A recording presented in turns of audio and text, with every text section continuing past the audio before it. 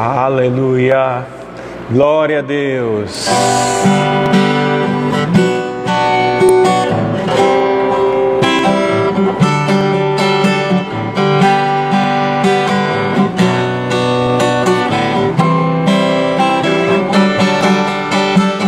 Os reis da terra se prostrarão ante a ti, Senhor. Sim, os poderosos virão a ti e confessarão o teu poder, Senhor. Não apenas de palavras reinam hoje, não apenas de palavras reinam hoje.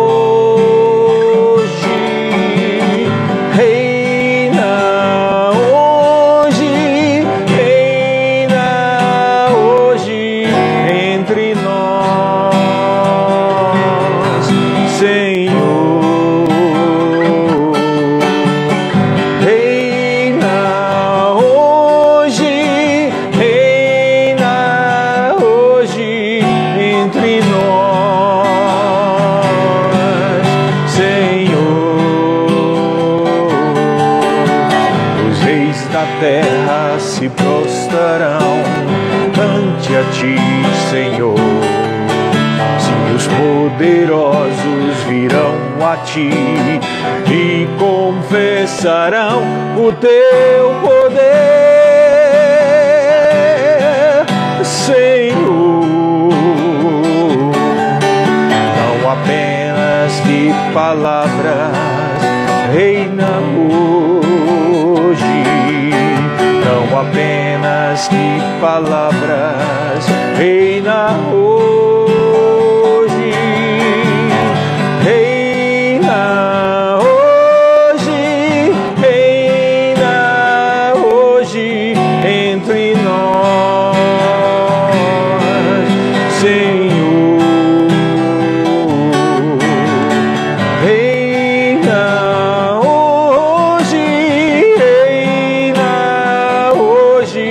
Entre nós, Senhor, porque tu estás comigo, praga alguma me alcançará, porque tu estás comigo. Eu não temerei,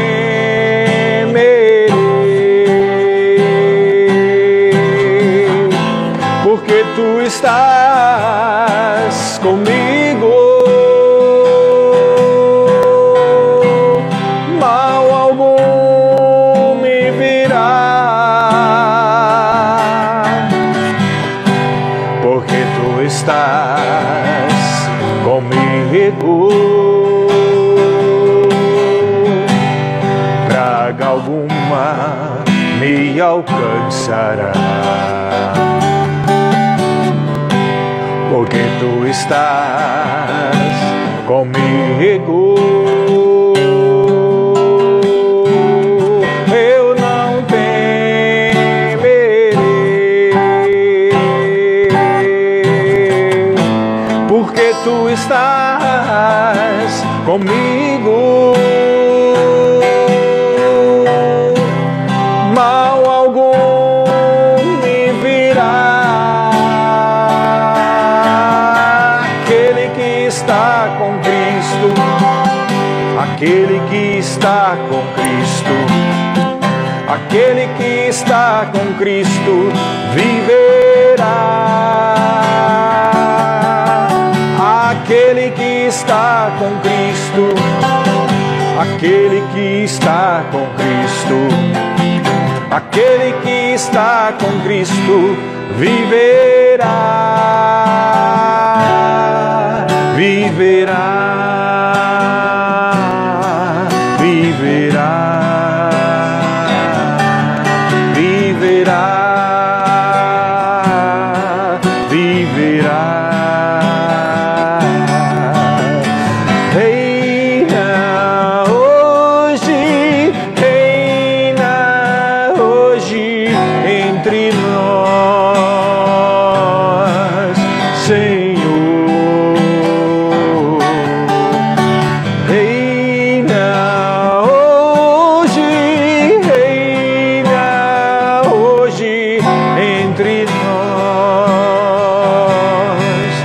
Senhor.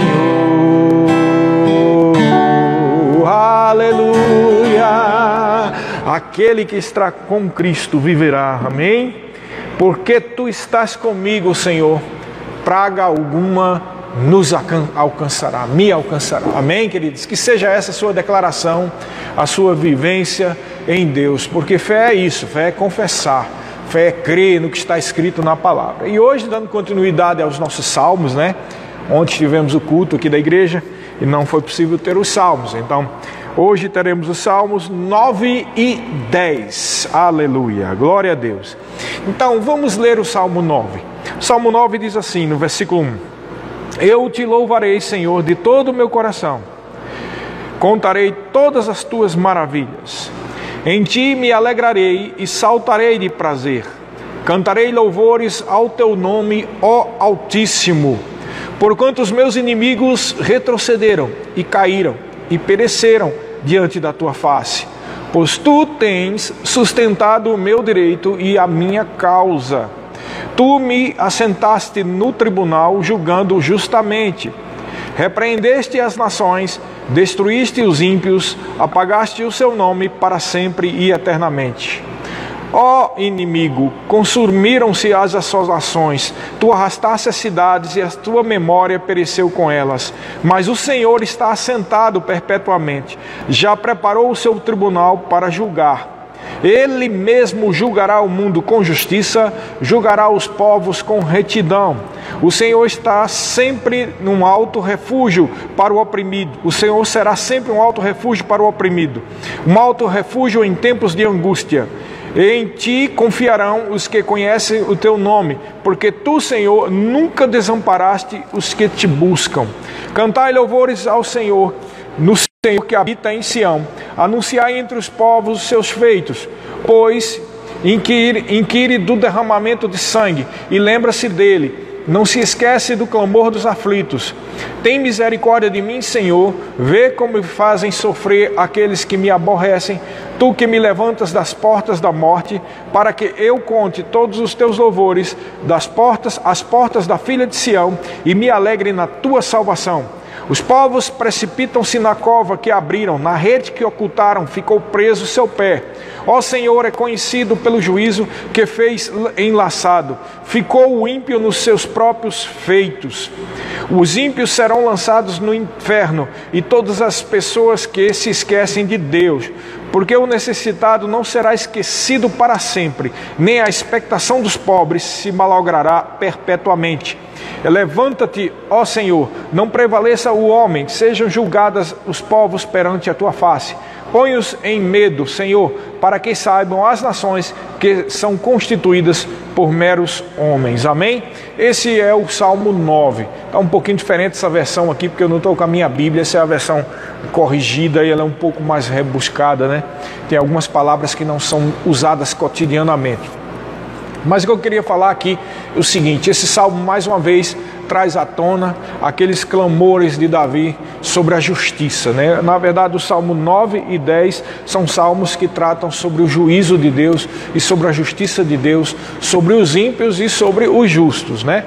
Nos versículos 1 e 2, ele traz e remete àquilo que está escrito lá no Salmo 103, quando lá no Salmo 103 diz: bendize, ó minha alma, ao Senhor, e não te esqueça de nenhum dos seus feitos. E aqui ele fala do louvor, né? Ele diz no versículo 1, eu te louvarei, Senhor, de todo o meu coração, contarei todas as tuas maravilhas. Em ti me alegrarei, saltarei de prazer e cantarei louvores ao teu nome, ó Altíssimo, né? Ele traz aqui mais uma vez o vínculo entre alegria e louvor.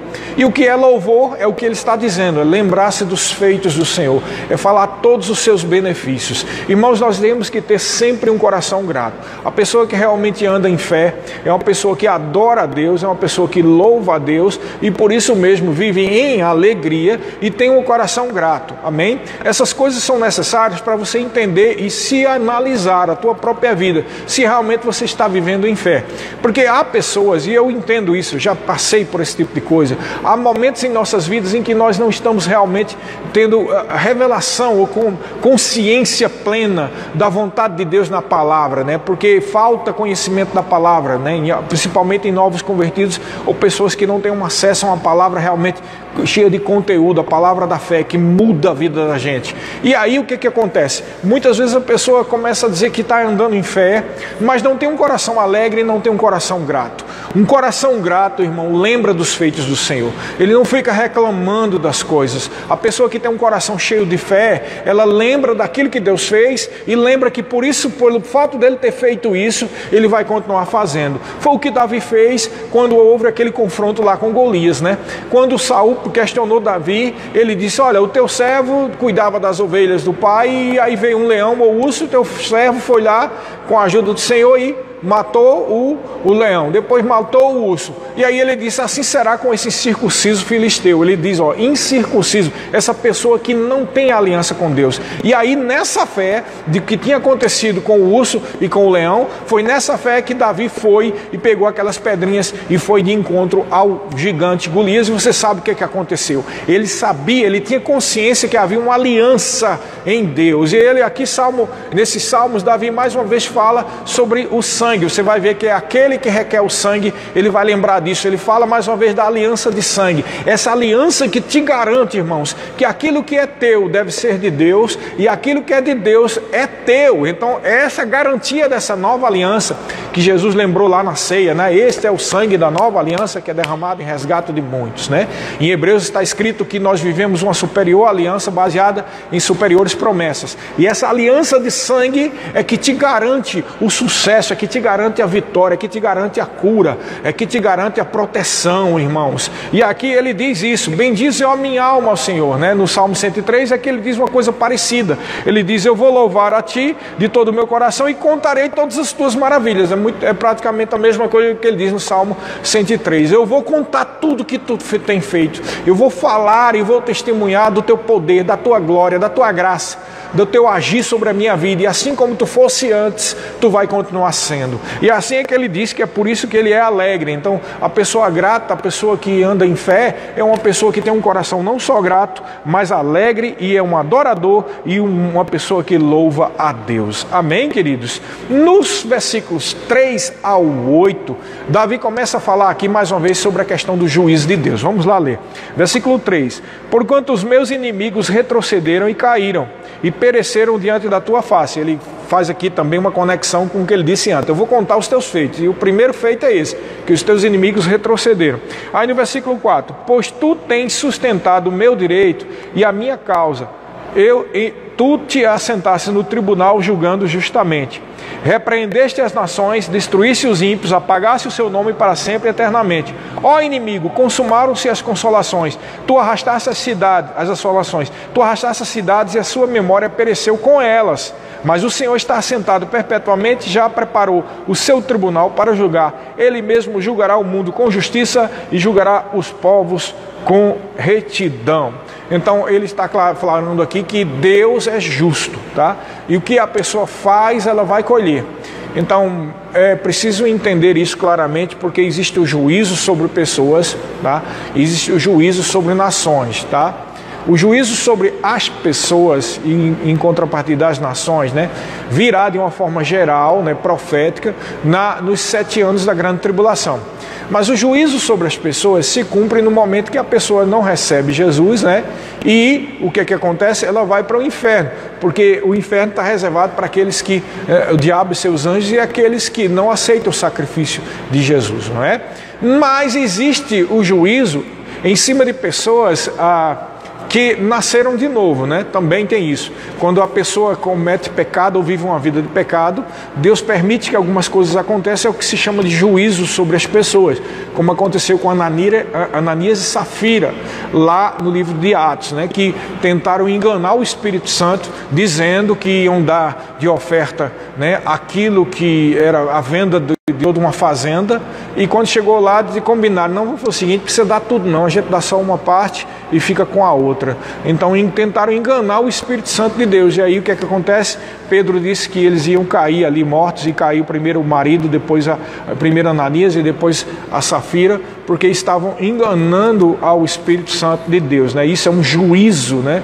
A Paulo também, em Coríntios, ele chega e entrega alguém para Satanás naquele episódio, porque aquela pessoa estava vivendo em flagrante pecado, né? Então isso é o juízo sobre pessoas. Mas o juízo sobre as nações ocorria nessa época de Davi, mas na época da igreja já não há mais juízo sobre nações, porque esse juízo sobre as nações vai recair na grande tribulação.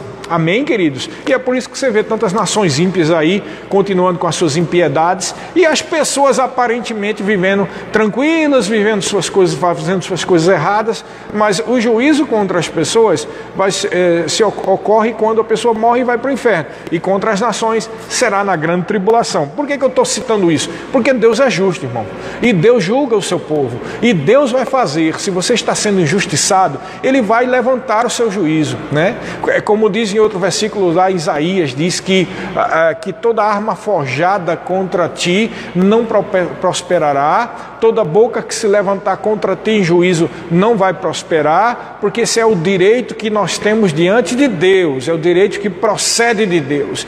O que é que ele está dizendo aqui? Que se você está sendo injustiçado, o teu juízo será feito, amém? Mas é bom que a gente lembre daquilo que nós falamos antes. A gente não pode focalizar sobre pessoas, porque como Davi vivia na velha aliança, era olho por olho, dente por dente. Então quando alguém fazia alguma coisa, quando ele dizia que cai o juízo, aí o que é que acontecia? As pessoas morriam, nações invadiam outras nações e tantas coisas aconteciam. Mas hoje é a época da graça, não é assim. E Jesus falou naquele episódio lá dos samaritanos, quando os discípulos pediram disseram que se ele queria que eles solicitassem que caísse fogo do céu, né, lembrando de Elias, né, e de Eliseu, e Jesus disse: vocês não sabem de que espírito são, porque o Filho de Deus não veio julgar, mas veio salvar o que estava perdido, mostrando claramente que na nova aliança é assim que funciona, amém, queridos? Mas quando eu digo juízo, eu estou falando o seguinte: se você está sendo injustiçado, se há uma causa na justiça em que você está sendo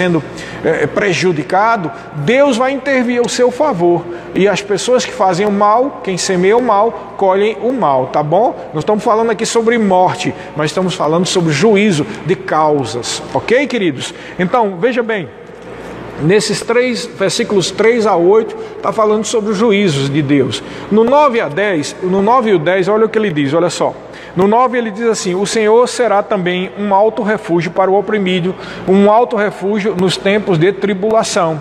E em ti confiarão os que conhecem o teu nome, porque tu, Senhor, nunca desamparaste o que te buscam. Aqui ele está falando do sentido de justiça, mas especificamente para aqueles que têm aliança, para mim e para você. E muito mais agora, nós que somos novas criaturas, amém? Eu só posso me lembrar disso aqui, lá que está escrito lá em Hebreus capítulo 4, versículo 16, quando diz, adentrando junto ao trono da graça, para alcançar socorro em ocasião oportuna. Então, agora nós podemos adentrar junto ao trono da graça, porque o véu que separava foi rasgado de cima a baixo, irmão. Então nós podemos ter socorro em ocasião oportuna. Se isso era verdade já na época de Davi, quando eles clamavam a Deus, para Deus vir em seu auxílio no tempo da tribulação, quanto mais agora, meu irmão. Na nova aliança, nós nem precisamos ficar tanto assim: Senhor, tem misericórdia, porque nós já temos livre acesso, nós somos filhos, irmãos,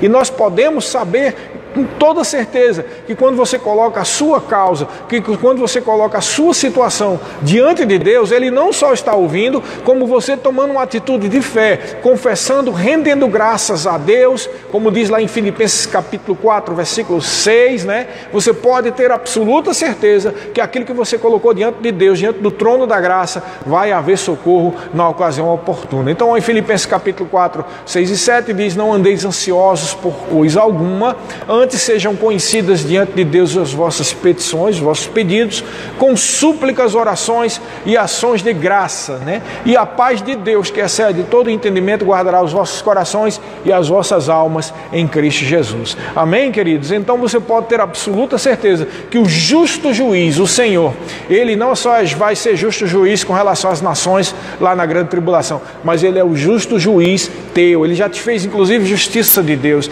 Ele já te justificou com relação aos pecados, com relação a ser salvo, com relação a ter acesso a Deus. Mas Ele também te justifica no momento em que pessoas ímpias estão levantando situações mentirosas de difamação contra a tua vida. Isso é muito comum acontecer, essas difamações, né? Não só quando a pessoa está num cargo de autoridade, como um presidente do Brasil, ou como Davi estava ali, mas hoje em dia é comum, infelizmente, em qualquer situação, mesmo que você não esteja em cargo nenhum, porque existe também a questão dos jogos de interesse, né? Muitas pessoas, para ganhar pontos diante de outras, tendem a difamar A, B ou C para ficar bem no cartaz, né? Bem no outdoor. E isso, infelizmente, acontece. Então você tem que confiar plenamente em Deus e colocar essas coisas diante do Senhor, e não fica com mágoa das pessoas, mas perdoa as pessoas para que Deus venha em teu favor. Amém?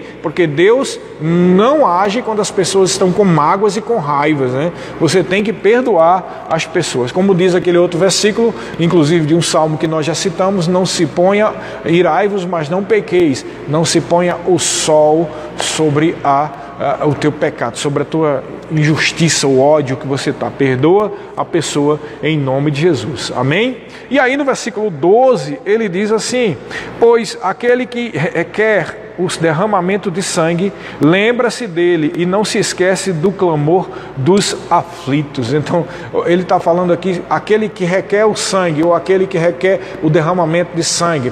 Ele está trazendo e fazendo menção a um princípio espiritual, que sem derramamento de sangue não há remissão de pecados, porque o sangue é a vida do animal. Amém? Então era por isso que era requerido na velha aliança que se fizesse aquele derramamento de sangue de animais, que não tirava o pecado, mas somente cobria o pecado. Como você sabe, Jesus, o justo juiz, o justo cordeiro, o cordeiro de Deus, melhor dizendo, ele morreu no meu e no seu lugar, e foi derramado o sangue para que de uma vez por todas nós tenhamos livre acesso à presença de Deus e sejamos justiça de Deus. Mas o que ele está trazendo lembrança aqui? Ele está trazendo lembrança do princípio espiritual. Olha, aquele que requer sangue, ele lembra-se dessas coisas.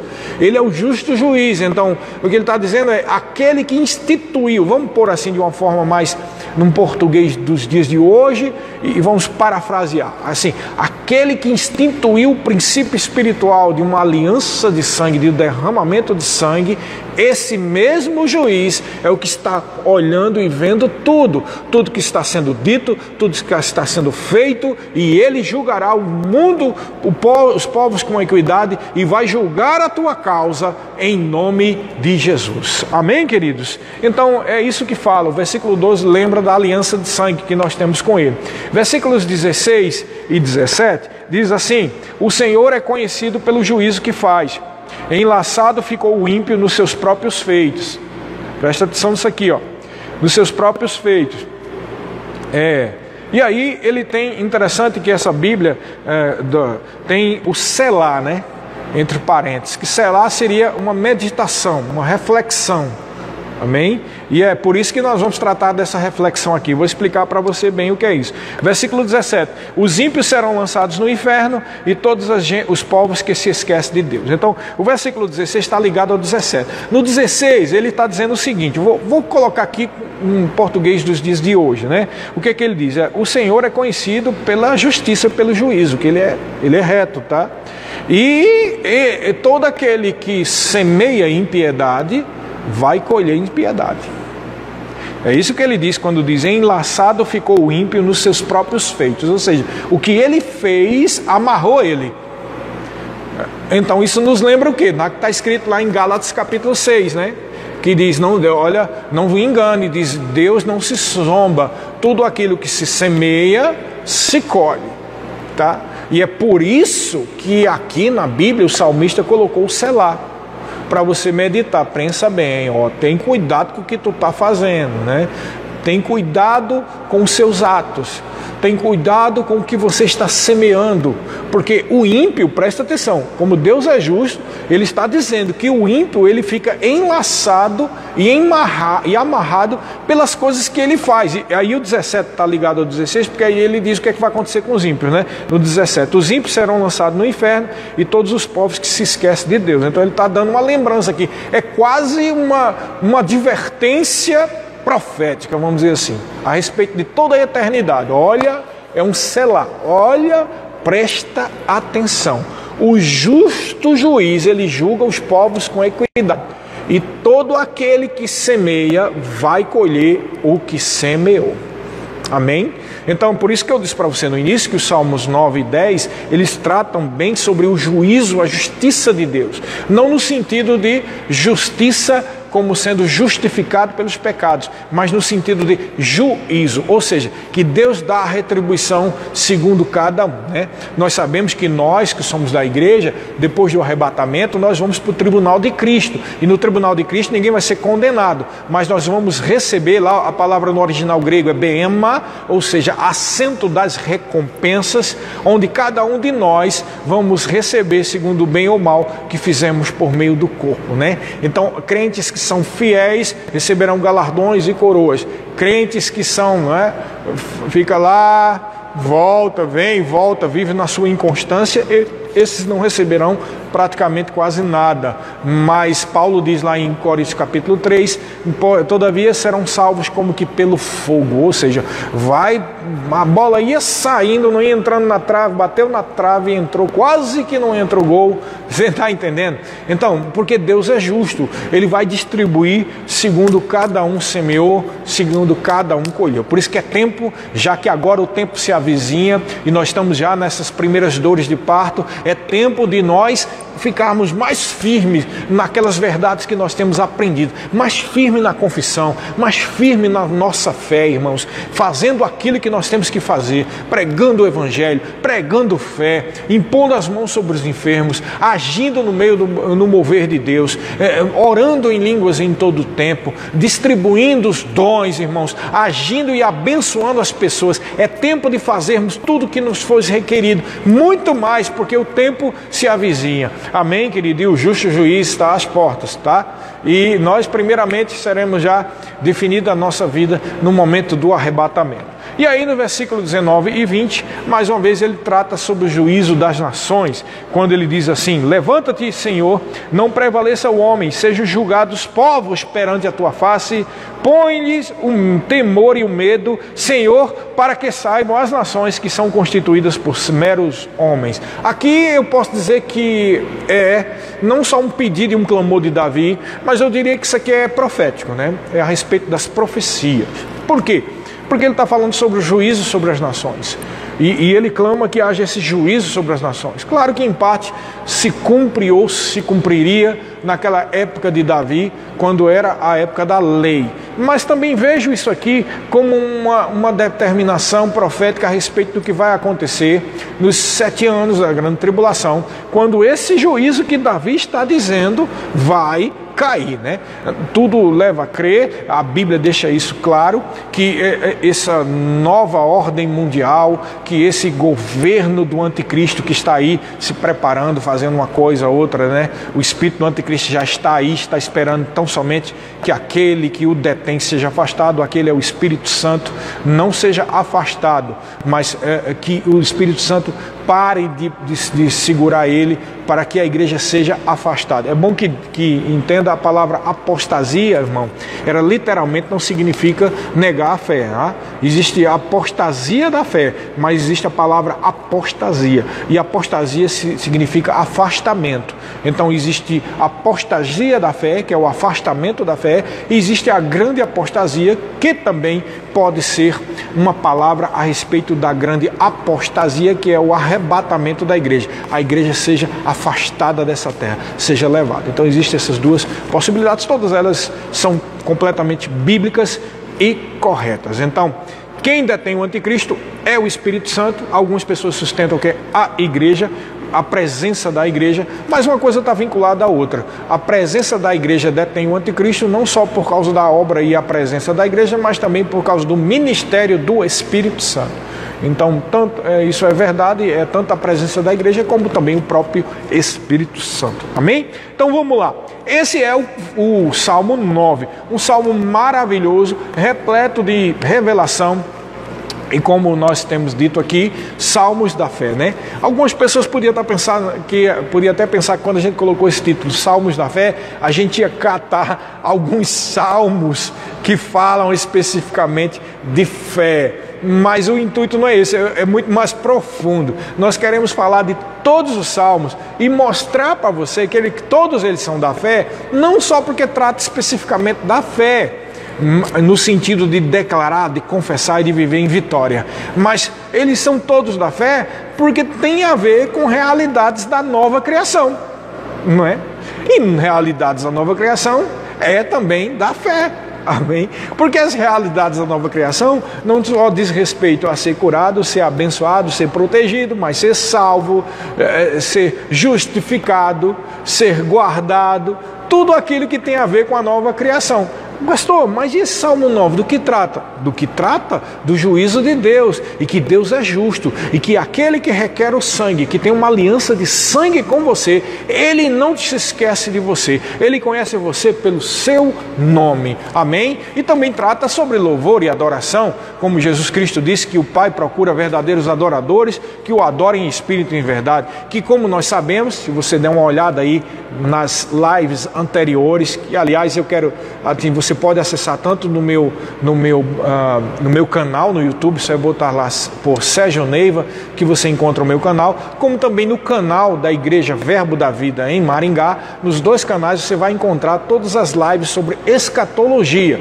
E lá na live de escatologia, nós tratamos numa delas, quando falamos das dispensações, que a responsabilidade dessa nossa dispensação, da dispensação da graça, é crer, testemunhar e adorar. Amém? Essas são as nossas responsabilidades. Crer, porque sem fé é impossível adorar a Deus. Testemunhar, porque ele disse: ide por todo mundo, pregar o evangelho a toda criatura e fazendo discípulos, né? E adorar, porque o Pai já procura e encontrou já em nós verdadeiros adoradores que o adorem em espírito e em verdade. Então essas são as nossas responsabilidades da nossa dispensação. Amém, queridos? Crer, porque sem fé é impossível agradar a Deus, e sem fé não há salvação, né? A fé é necessária tanto para a salvação como para tudo que é salvação. Cura, batismo do Espírito Santo e tudo mais, ser cheio do Espírito.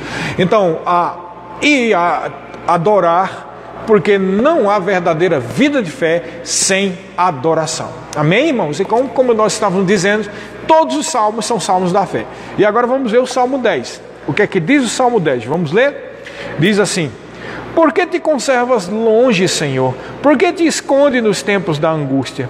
Os ímpios, na sua arrogância, perseguem furiosamente o pobre, sejam apanhados nas ciladas que maquinaram, porque o ímpio gloria-se do desejo da sua alma, bendiz ao avarento e blasfema do Senhor. Por causa do seu orgulho, o ímpio não investiga, todas as suas cogitações são, não há Deus. É isso que o ímpio faz, né? 5. Os seus caminhos são sempre atormentadores, os teus juízos estão longe dele. Em grande altura, trata com desprezo os seus adversários. Diz em seu coração: não serei abalado, porque nunca me verei na adversidade. E isso, muitos ímpios fazem isso mesmo, né? Versículo 7. A sua boca está cheia de imprecações, de abominações, de enganos e de astúcia. Debaixo da sua língua há sempre malícia e maldade. Põe-se nos cerrados das aldeias, nos lugares ocultos, mata o inocente. Os seus olhos estão ocultamente fixos sobre o pobre. Não é nem...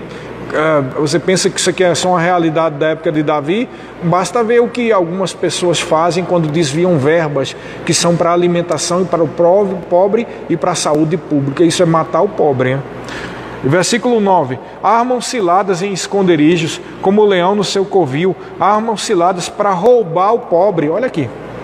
O que é armar uma cilada para roubar o pobre? Desviar o dinheiro público que era para o pobre para o seu próprio bolso. e ainda acha que não há Deus e que não vai acontecer nada. Não é preciso viver na época de Davi para ver que isso ainda acontece, não é verdade? Roubam o colhendo na sua rede, encolhe-se, abaixa-se para que os pobres caiam em suas fortes garras. E aqueles outros que ficam mandando WhatsApp e mensagens no celular para clonar ou para pegar muitas vezes o número da conta de pessoas que tudo que recebe é aquela verba que vem do governo ou do INSS, né? Então do SUS, melhor dizendo, e são roubados pelas essas armadilhas. Realmente é uma coisa bem do dia de hoje, pessoal. Levanta-te, Senhor, ó Deus, levanta-te a tua mão, não te esqueçam dos pobres, porque blasfema de Deus o ímpio, dizendo no seu coração que tu não inquirirás, que tu não vais julgar. Tu o vistes, porque atentas para o trabalho e o enfado, e para o tomares sobre suas mãos. A ti o pobre se encomenda, tu és o auxílio do órfão. Quebranta o braço do ímpio e malvado, busca a sua impiedade, até nada mais achares dela. O Senhor é Rei eterno, da sua terra serão desraigados os gentios. Senhor, tu ouviste os desejos dos mansos, confortados os teus corações, os teus ouvidos estão abertos para eles, para fazer justiça ao órfão e ao oprimido, a fim de que o homem que é da terra não prossiga mais em usar da violência. Esse salmo é todo relacionado com as injustiças da humanidade, né?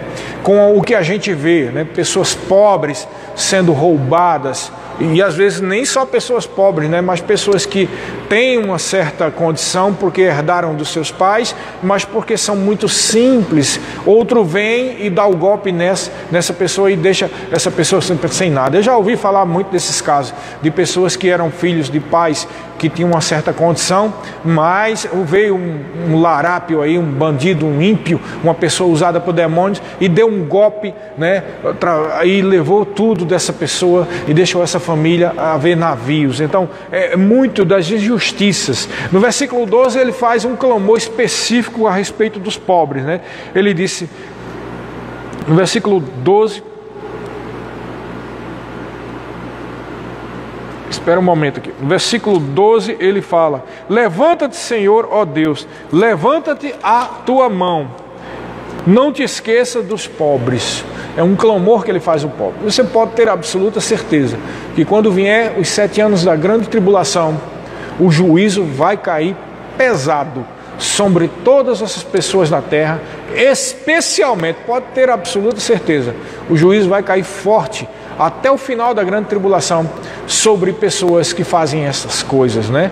Porque de todo jeito, irmão, mesmo que escapem dos juízos que vão cair do céu, dos terremotos e tudo mais, mas no último julgamento do Senhor Jesus, que é aquele julgamento dos bodes e das ovelhas, vai determinar muito ali pessoas que continuam ímpias, fazendo suas impiedades, elas vão ser lançadas no inferno, conforme o que está escrito aqui, né?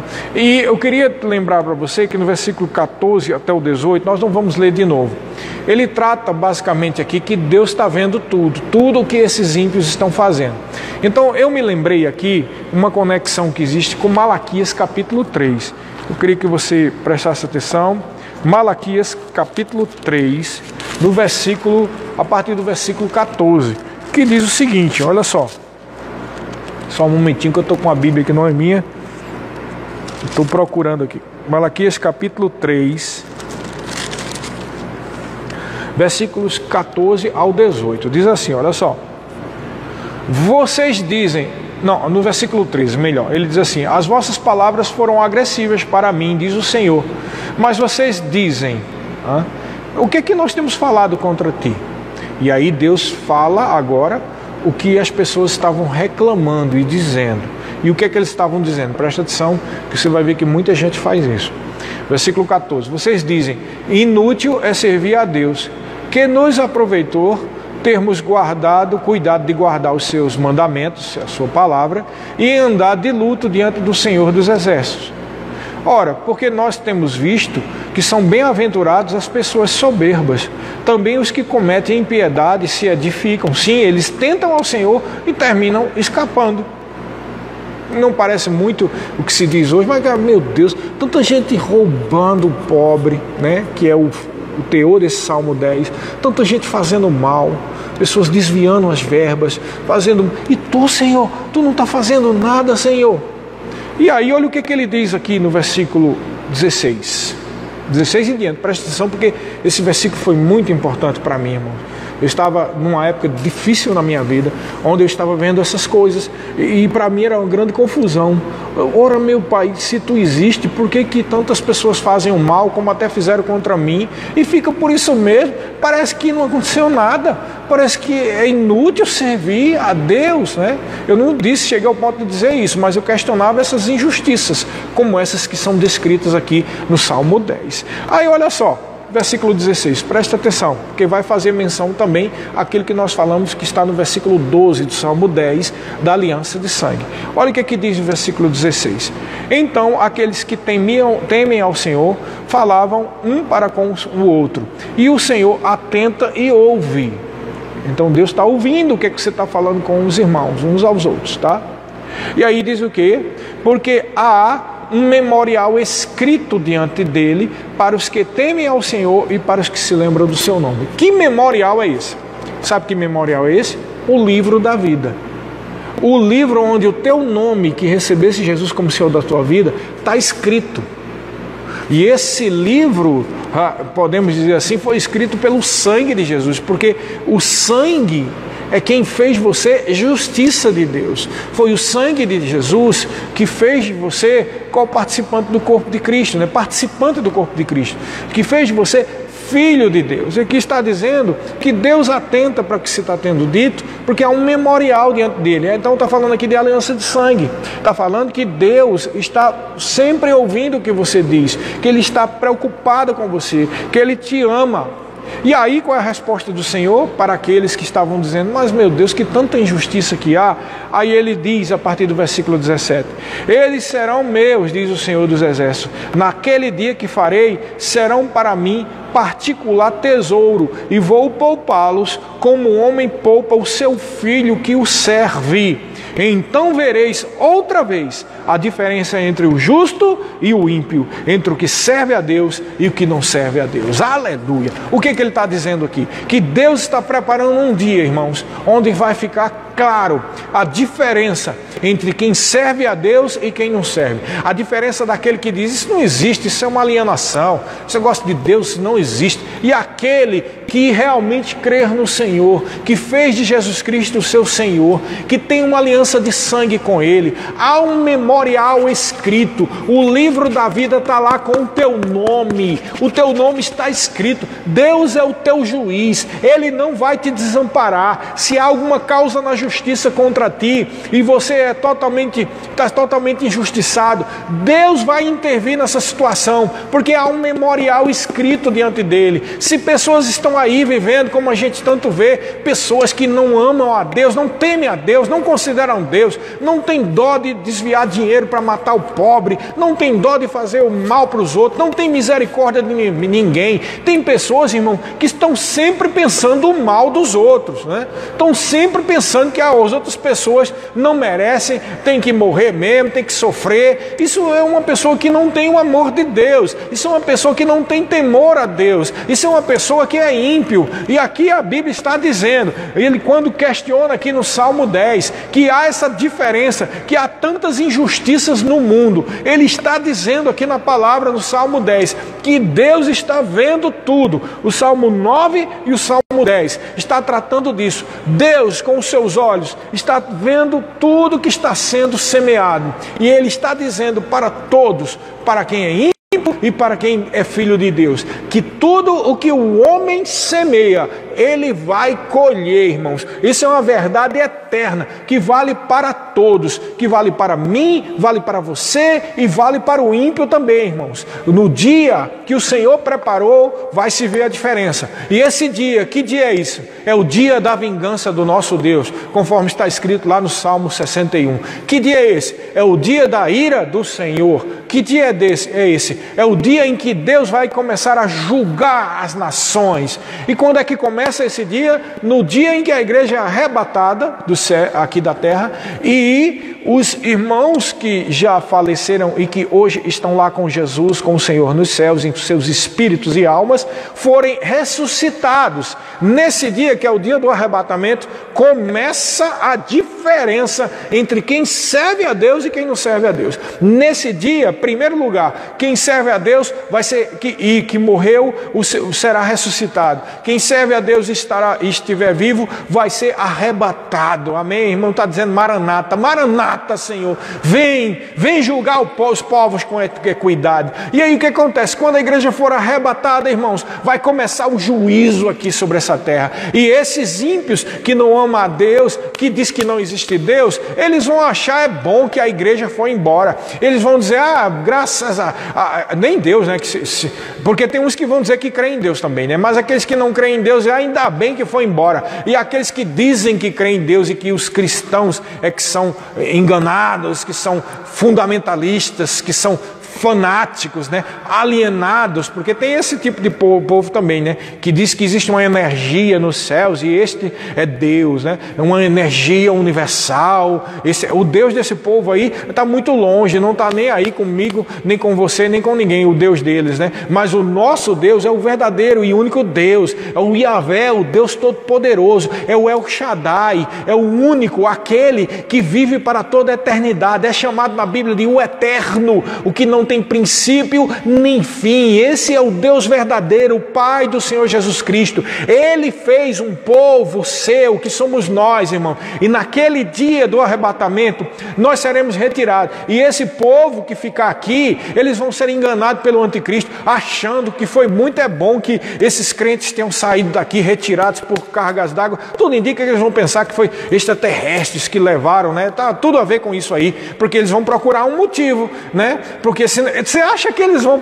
Você está muito enganado se esse povo aí, que está no mundo, quando desaparecer a igreja, vai pensar assim, olha, o Deus deles levou eles. Você está achando que eles vão pensar isso? Não, mas eles não vão nem imaginar que é Deus. Eles vão pensar que é outra coisa, que a gente desapareceu, sei lá, por isso que tudo encaixa para ser a história de eles vão dizer que nós fomos arrebatados ou tirados por extraterrestres, né?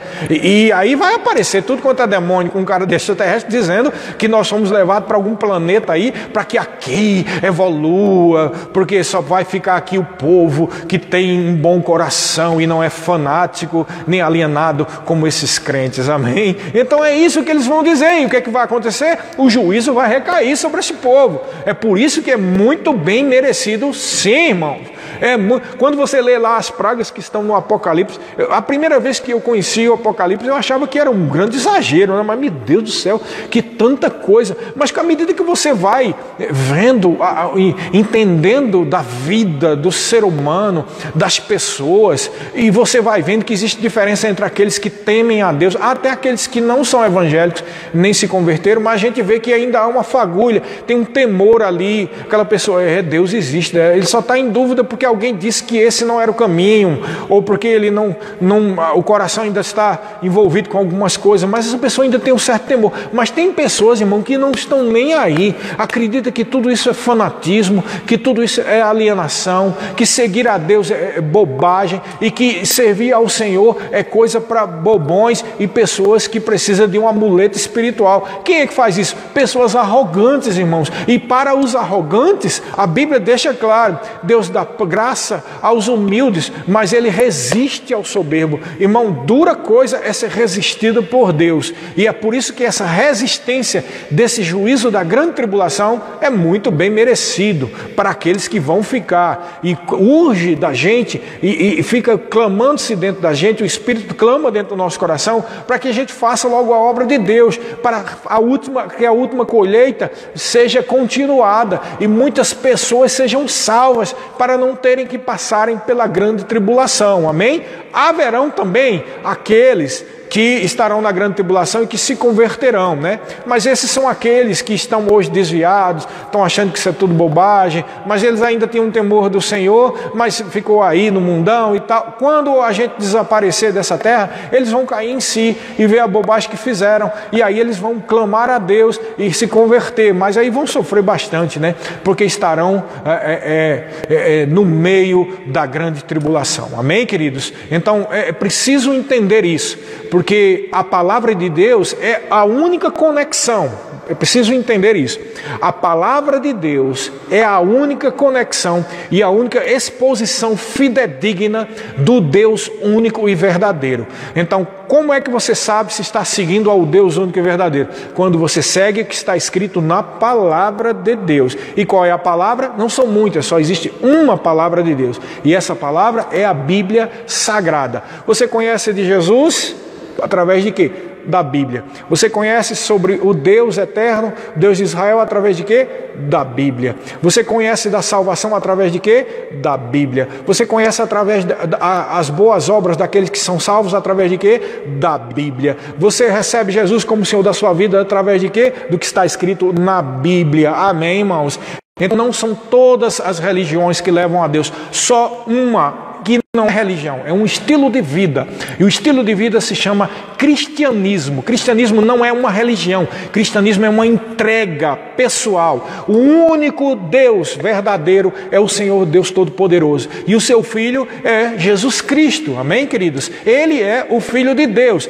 Todos os outros profetas de todas as outras religiões morreram, seus túmulos estão lá. O único que foi ressuscitado é o Senhor Jesus Cristo. E a Bíblia deixa claro. Lá em Romanos capítulo 10, a partir do versículo 18. Esta é a palavra da fé que nós pregamos. Vou citar aqui. Ela está perto de ti, na tua boca e no teu coração.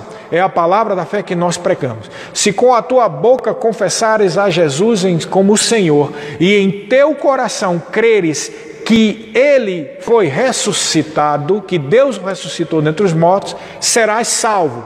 Por quê? Porque com o coração se crê para a justiça e com a boca se confessa para a salvação. Então aqui está claro, fechado, não há opção de uma outra, vamos dizer assim, de uma outra concepção, de um outro ponto de vista particular, de elucidação particular de quem quer que seja, de algum filósofo, ou de algum doutor da lei, ou de algum sacerdote, de qualquer religião. Aqui está fechado, está claro. E o que é que está dizendo?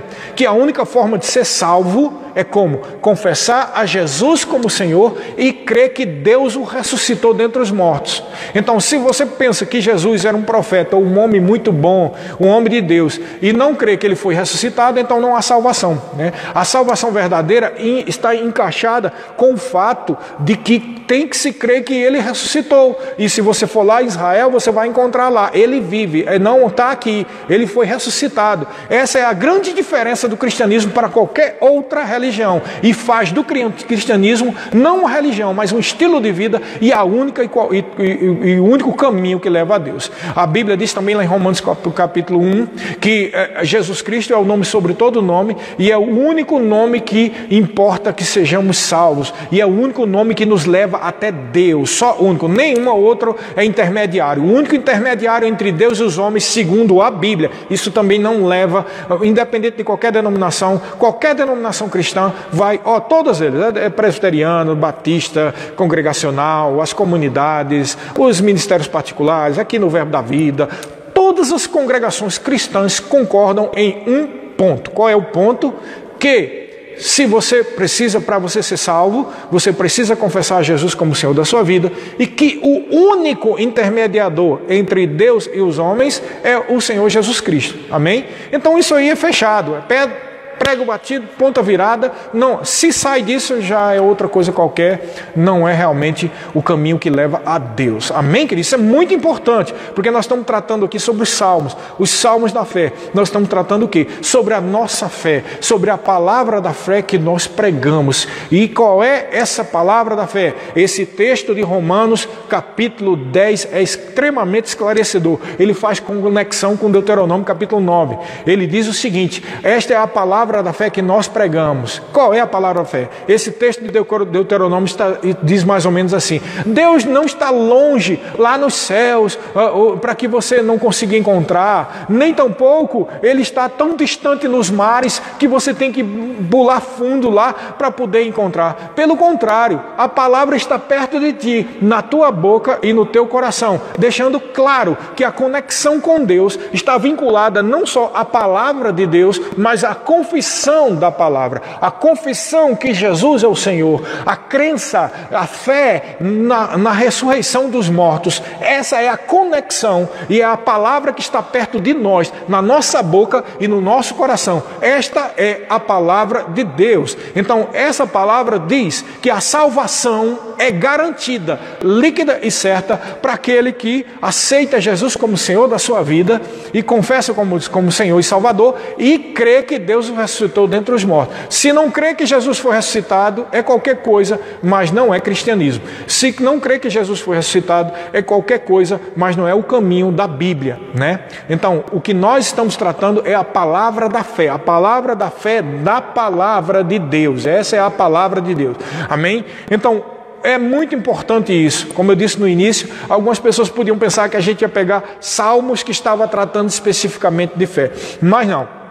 Nós estamos tratando sobre todos os salmos e mostrando aqui que todos os salmos têm revelação a respeito da realidade da nova criação. Todos os salmos têm revelação a respeito da fé que nós compartilhamos, que é a fé bíblica, a fé verdadeira, a fé cristã, a fé no Senhor e Salvador Jesus Cristo, a fé na única integralidade e unicidade da palavra de Deus. A palavra de Deus é a única verdade, irmão. Você pode ter certeza disso. Deixa eu dizer uma coisa para vocês. Eu já fui envolvido em muitas coisas que eu não vou nem dizer aqui, né? Eu já fui do mundo, tá? E hoje renego totalmente isso, porque isso não é a verdade. Isso é um engano que leva as pessoas. Você quer saber duas coisas que provam o engano?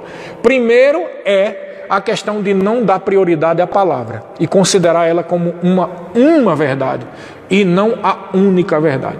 E a segunda é o extremo vínculo com o emocionalismo. Então, as pessoas pensam que é pelas emoções que se ganha a salvação. Então, se você chora muito, se você faz muito bem, então você vai para o céu.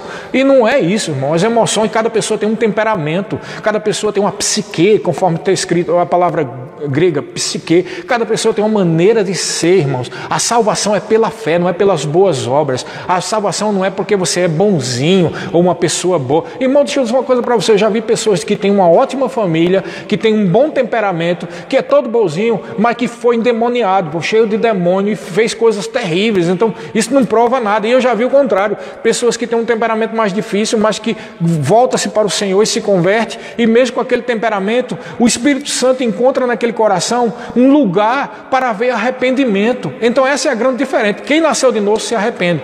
Quem nasceu de novo se arrepende dos seus pecados. Quem nasceu de novo conhece o que está escrito na Bíblia e por isso sabe que ela é a única verdade. Quem nasceu de novo não precisa de intermediários que não seja Jesus Cristo. Quem nasceu de novo sabe que tem uma aliança com Deus. Quem nasceu de novo tem livre acesso à presença do próprio Deus. E é por isso que os muitos milagres seguem aqueles que creem, né?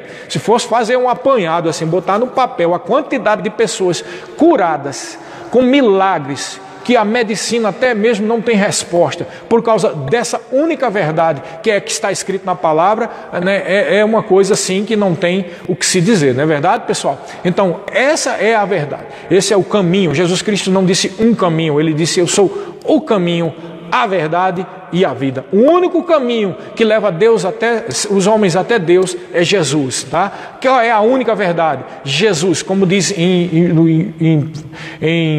no Evangelho de João, capítulo 1, ele é o Logos, a palavra viva que desceu do céu. Ele é a verdade. E sem ele, nada do que foi feito teria sido feito. Ele é a verdade, ele é a palavra, ele é o Logos. Quando Deus disse, haja luz, ele expressou a sua palavra que criou todo o universo. E essa palavra era a pessoa do Senhor Jesus Cristo. Por isso que é o Pai, o Filho e o Espírito Santo. O Espírito Santo é o poder de Deus. O Pai é o Criador, o nosso Pai Celestial. E Jesus é a palavra, Ele é o pão vivo, o maná que desceu do céu. O pão vivo que desceu do céu para a salvação de todo aquele que nele crê. Amém, queridos? Glória a Deus. Deus é muito bom. Então nós tratamos aqui do Salmo 9 e do Salmo 10.